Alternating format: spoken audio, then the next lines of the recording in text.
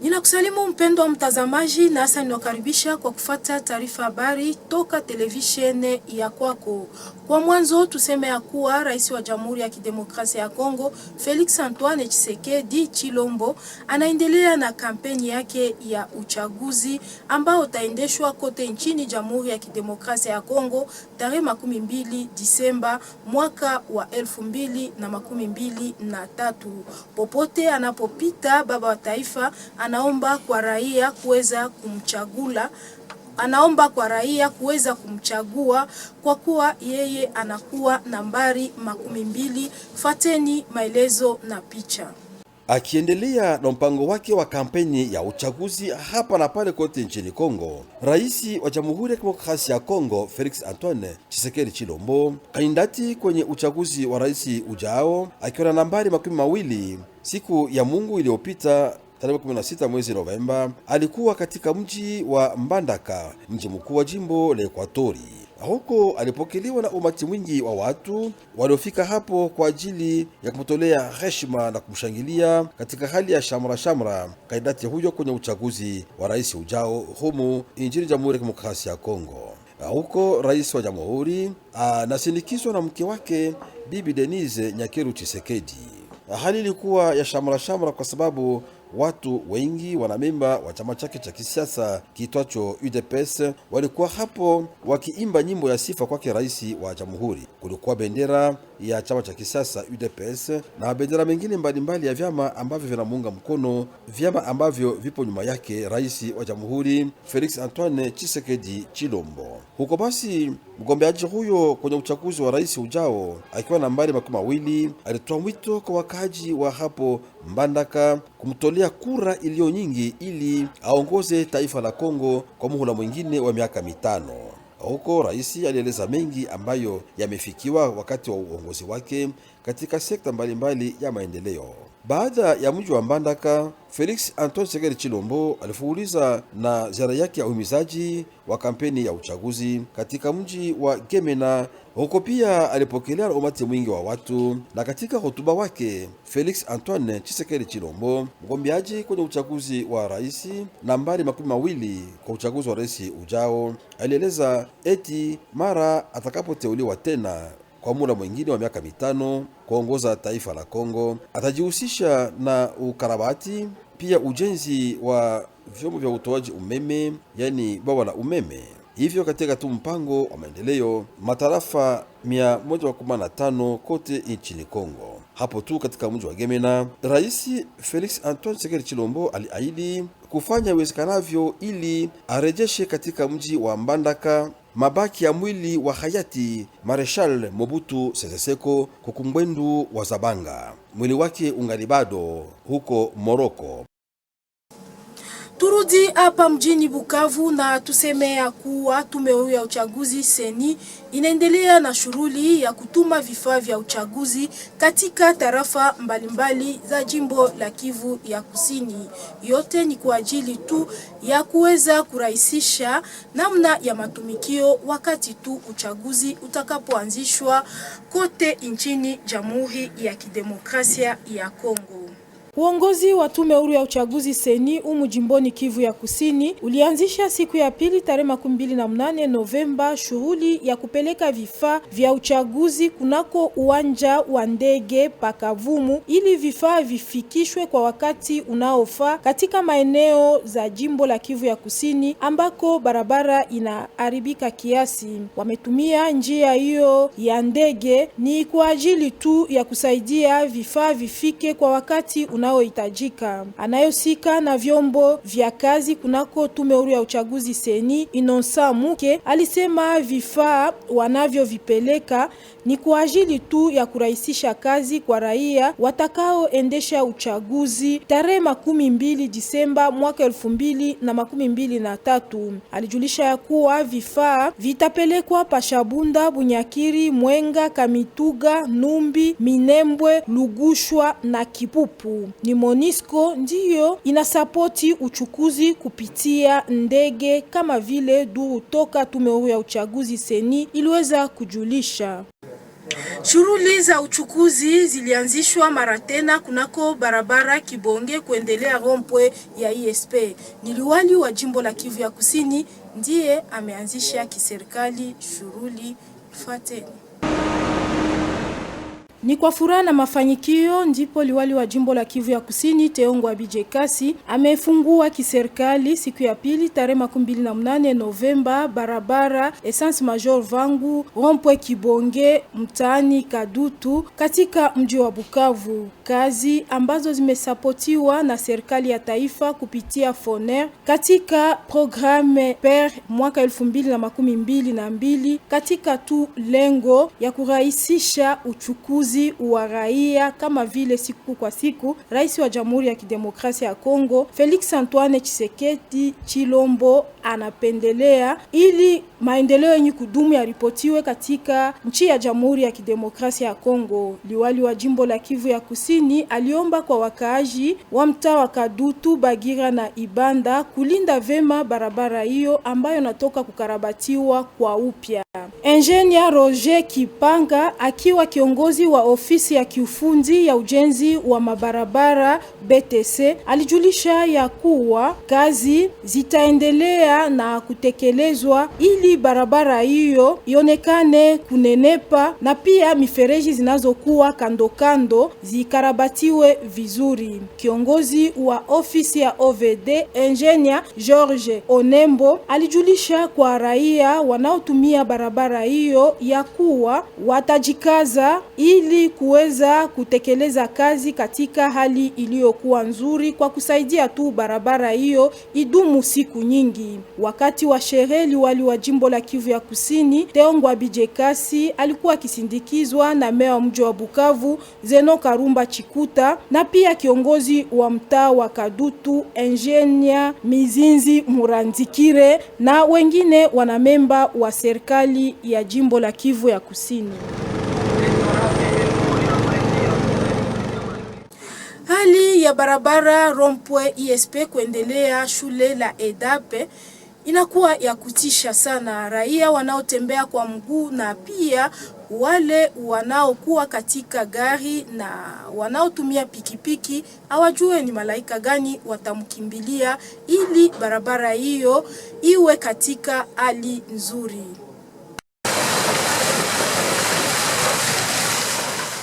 Mnamo nyakati hizi za mvua, barabara ndogo yenye kuelekea upande wa barabara kubwa kwa kuingilia kunako EDAP hadi kunako parokia Mater Dei Muhungu mtaani Banda hapa mjini Bukavu, barabara hiyo ipo katika hali mbaya sana ya kuharibika. Hayo ni kufuatia mvua inaonyesha kila wakati katika mji wa Bukavu, kwa vile hiyo barabara haina mifereji ya maji. Mvua inaponyesha, maji yanabaki juu ya eneo la barabara na kupelekea matope mengi, hali ambayo hakika inawatatiza sana watu wanaopita kwa mguu katika eneo hilo la barabara. Magari yanapita pia mengi katika eneo hilo la barabara na kumwangia wasafiri kwa mguu maji ya matope na kuchafua mavazi yao. Na katika eneo la barabara kati ya Antenne Ertel kuelekea upande wa Couvent, yani makao ya watawa wa Franciscan, zaidi katika eneo la soko ndogo ya EDAP, hapo ni hasara sana kwa watu wanaopita kwa mguu, zaidi wakati mvua inaponyesha. Maji yanabaki mengi juu ya eneo la barabara na kupelekea matope mengi zaidi, mahali ambapo kunapita magari pia moto, minibus ya kutoka hapa na pale kuelekea upande wa Quartier Latin au kuelekea upande wa kwenda kunako shamba la wafu na magari mengine mbalimbali. Wakaaji wa eneo hilo la barabara pamoja na watu wanaopita kwa mguu mahali hapo wangependelea basi kuona viongozi wa usikao waingilie kati kwa lengo la kutafuta suluhisho kuhusu hali hiyo ya barabara, zaidi wakipasua mifereji ya maji ya mvua kunako hiyo barabara kuingilia kunako EDAP Paroisse Mater Dei na hapo kando kando ya soko ya EDAP, barabara ambayo ni muhimu sana na ni lazima kwa wakaji wa eneo hilo. Tunaomba baende bapasule mapave, balete batu batengeneze hii route secondaire kusudi itusaidie na shie isi ya kuishi. Tarehe 29 Novemba mwaka 2023 imetimu sasa. Miaka 25 tangu aliweza kufariki mwanamuziki machachari mkongomani Pepe Kale. Fateni ripoti na picha.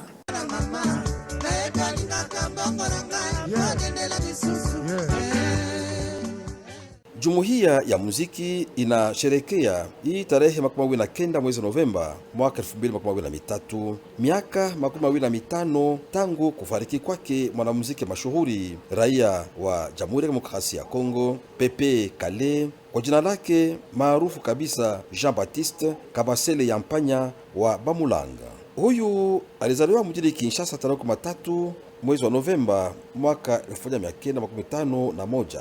Alifariki dunia hapo tu mjini Kinshasa tarehe 29 mwezi Novemba mwaka 1998 kwa ugonjwa wa rafla.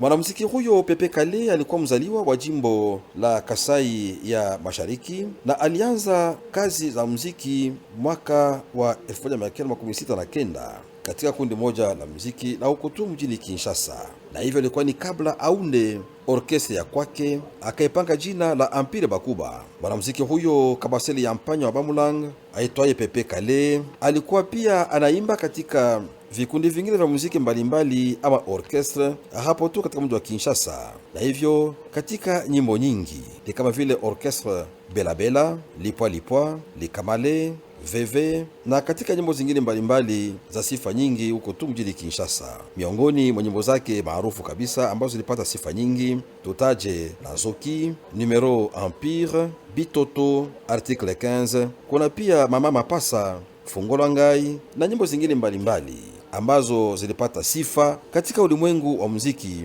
sio tu humu nchini Kongo bali pia kote barani Afrika na mahali pengine nje ya Afrika. Mwanamuziki huyo alikuwa pia anaitwa kwa jina la Tembo ya Kongo kufuatia kimo chake kikubwa na pia uzito wake uliokuwa mwingi. Japo hivyo, hakika alikuwa mwepesi sana kwa kucheza. Pamoja na wenzake wa kundi lake la muziki la Empire Bakuba, tutaje Juna Mumbafu, Papi Tex, Dilu Dilumona, pamoja na huyo mchezaji mashuhuri wakati huo kwa jina la Emoro, ambaye pia aliaga dunia miaka iliyopita. Namoni lokola noto maswa matiki libongo. Mpendo wa mtazamaji, huu ni mwisho wa taarifa habari toka televisheni ya kwako. Asanti kwa kuungana nasi na tukutane wakati mwingine.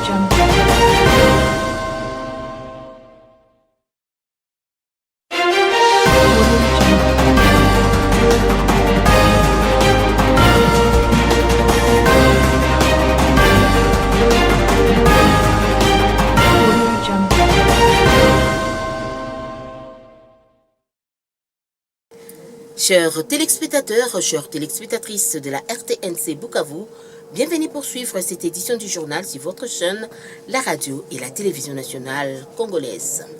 Nous allons ouvrir cette édition du journal par la campagne du chef de l'État, l'ex-président Félix Antoine Tshisekedi Tshilombo, qui continue, qui poursuit sa campagne électorale à Mbandaka dans la province de l'Équateur et à Guémena dans la province du Nord Ubangi. Un reportage réalisé par nos confrères de la RTNC Kinshasa.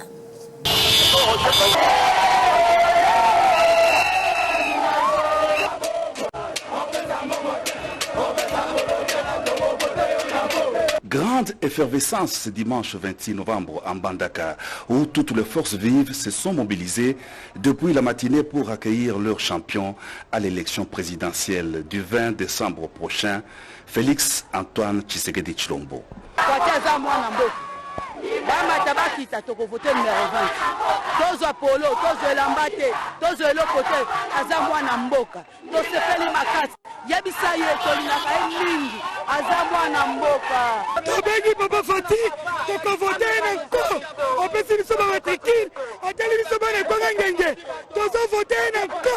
Il était 18h15 dans les chefs-lieux de la province de l'Équateur lorsque le candidat numéro 20 est arrivé en compagnie de sa chère épouse, Denise Nyakeru Tshisekedi, sous une salve d'applaudissements, des chansons et des cris de joie.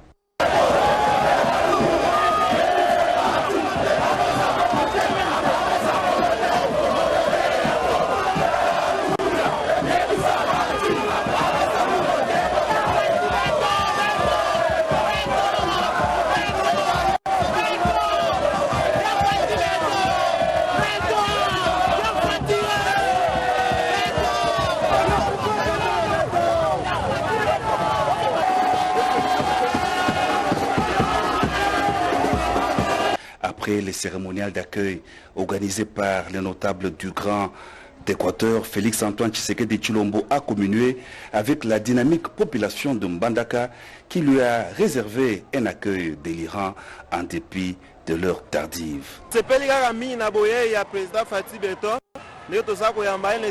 La jeunesse Mbandaka batelemi na koyamba président Fati Beton.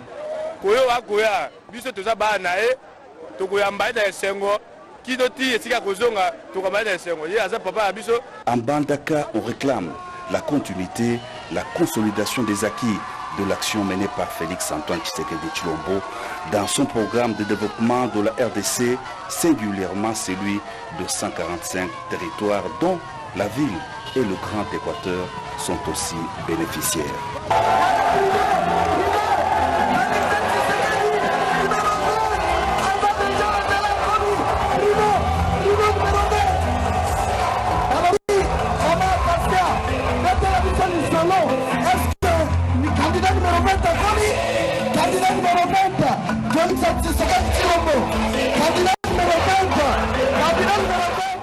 Parlons infrastructure à présent. Ouverture officielle du tronçon routier Kibongé qui relie les 3 communes de la commune de Bukavu.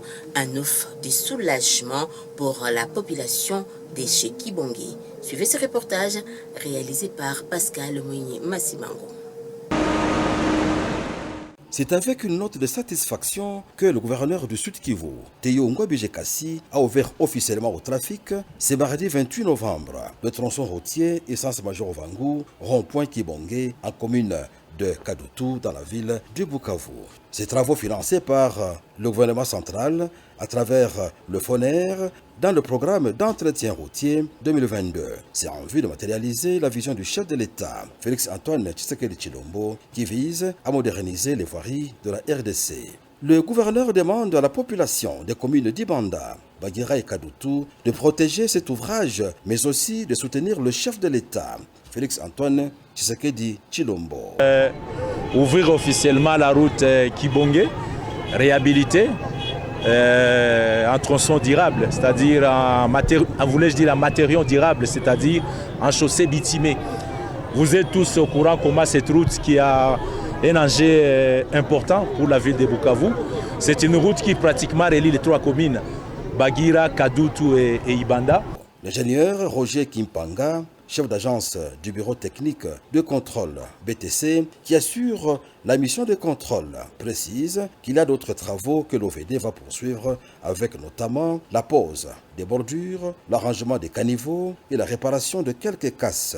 Le directeur provincial de l'OVD, l'ingénieur Georges Onembo, rassure les usagers de la durabilité de cette route macadamisée sur une distance de 450 mètres avec une épaisseur de 5 cm. Le gouverneur Teyo Ngwabije Kassi a été accompagné sur les lieux de l'activité et par le maire de Bukavu, Zeno Karumba Chikuta, par le bourgmestre de Kadutu et par quelques membres du gouvernement provincial ainsi que par certains membres de son cabinet. L'actualité, c'est aussi la Commission électorale nationale indépendante, la CENI, qui a déployé des kits électoraux. C'était vers Kavumu, dans le territoire des Cabarets. Suivez ces reportages. La CENI déterminée à organiser les élections dans les délais, à savoir le 20 décembre 2023. Pour ce faire, le secrétariat exécutif provincial de la CENI a débuté ce mardi 28 novembre l'acheminement de matériel électoraux vers l'aéroport de Kavumu afin d'atteindre les territoires et circonscriptions électorales où la CENI a décidé d'acheminer les kits par voie aérienne faute des infrastructures routières. Selon les chargés de la logistique à la CENI Sud Kivu, M. Innocent Mouké, ces kits sont composés de bulletins de vote, des rouleaux papier pour dispositifs électroniques, des votes DEV, anciennement appelés bulletins de vote, ainsi que de batteries rechargeables afin de faciliter le vote. Monsieur Innocent Mouké a précisé que le matériel sera acheminé à Shabunda, à Bunyakiri, à Mwenga, Kamituga, Numbi, Minembwe, Lugushwa, Miki ainsi qu'à Kipupu. L'acheminement de ces matériels par voie aérienne se fera avec l'appui de la MONUSCO. Parlons santé à présent, quid de maladies tropicales négligées. Le ministre provincial de la Santé, Madame Béatrice Kindia Mwendanga, nous fait le point dans un point de presse. Un reportage réalisé par la RTNC Bukavu. La ministre provinciale de la Santé, l'honorable Béatrice Kindia Mwendanga, a lancé ce lundi 27 novembre la campagne de distribution des masses de médicaments contre la filariose lymphatique, communément appelée Birimbo. Cette deuxième phase de la campagne concerne la population dont l'âge varie des 5 et plus. Madame Béatrice Kindia Mwendanga a précisé que cette campagne va se dérouler dans les zones de santé d'Ibanda, Kadutu, Bunyakiri, Kalehi, Nyontende, Katana, Mulungu, Kalole, Shabunda, au plateau de Vira, Mubumbano, Lemera, Fizi, Kimbilulenge et dans le territoire de Mwenga. La ministre de la Santé, Béatrice Kindia Mwendanga, a expliqué l'objectif de cette campagne. En effet, nous avons compris qu'agir maintenant, agir ensemble, constitue un gage pour le contrôle de la filariose lymphatique.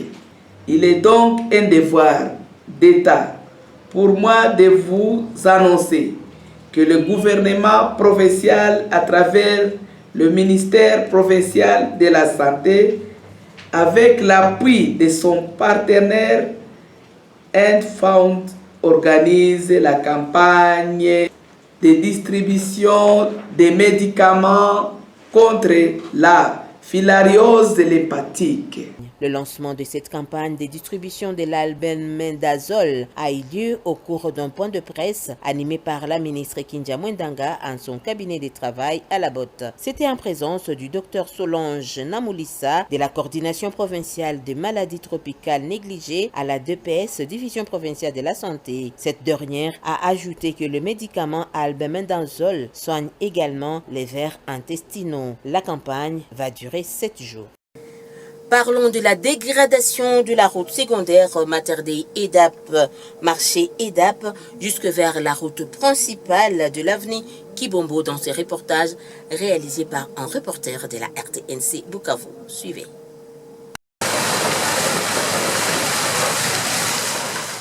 En cette période de pluie, la route secondaire qui va de la route principale à l'entrée de l'EDAP jusqu'à la paroisse Materdei de Muhungu, en commune d'Ibanda, cette route se dégrade davantage au jour le jour. C'est là à la suite du manque de canalisation pour drainer les eaux qui y stagnent, notamment les eaux de pluie. Une conséquence des constructions qui longent et empiètent la route de part et d'autre. Le tronçon antenne-Hertel, couvent des sœurs franciscaines, et particulièrement au niveau du petit marché dit EDAP, ce tronçon est devenu impraticable pour les piétons à chaque tombée de pluie. Les piétons ont du mal à s'y frayer un passage et se font éclabousser par des mototaxis aussi et par les véhicules. Et ces tronçons risquent de se transformer en un gros bourbier, car ces derniers temps, il est emprunté par des véhicules et des motos qui se rendent soit à Mungu, quartier latin, soit encore au cimetière de la Ruzizi, par des voitures et par des minibus des agences de voyage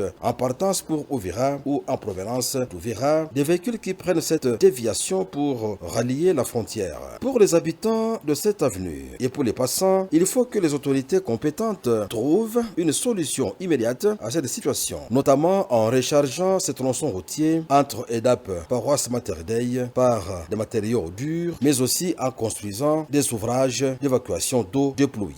À travers ce qui se passe ici, vraiment, c'est très douloureux pour moi et pour toute la population parce que nous sommes en train de voir pendant ces derniers temps des élections. Il y a chez là de nos députés qui sont en train de se dire qu'ils sont en train de faire la sensibilisation.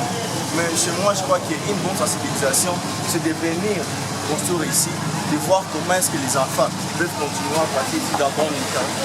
Parlons culture pour terminer cette édition du journal 25 ans depuis la mort de l'artiste musicien Pépé Kalé. Plus de détails dans ce reportage réalisé par la RTNC Bukavu. Suivez ce reportage.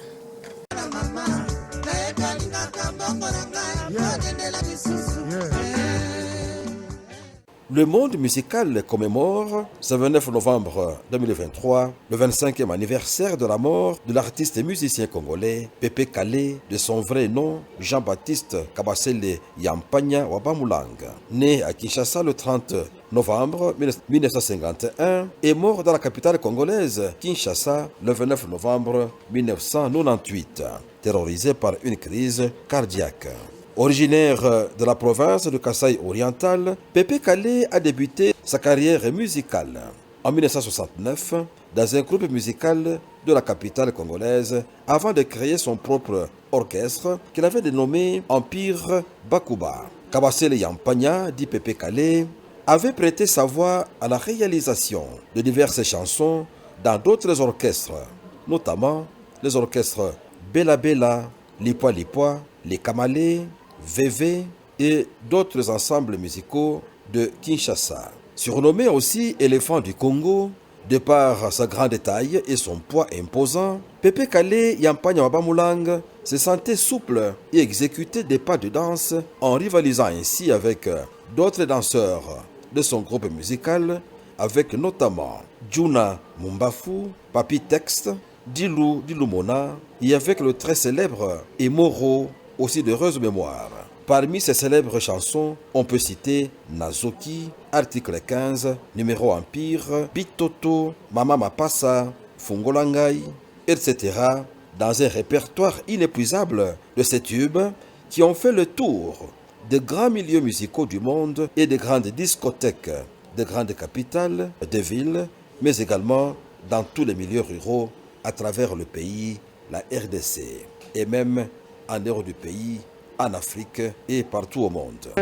Namoni lokola ndoto maswa matiki libongo.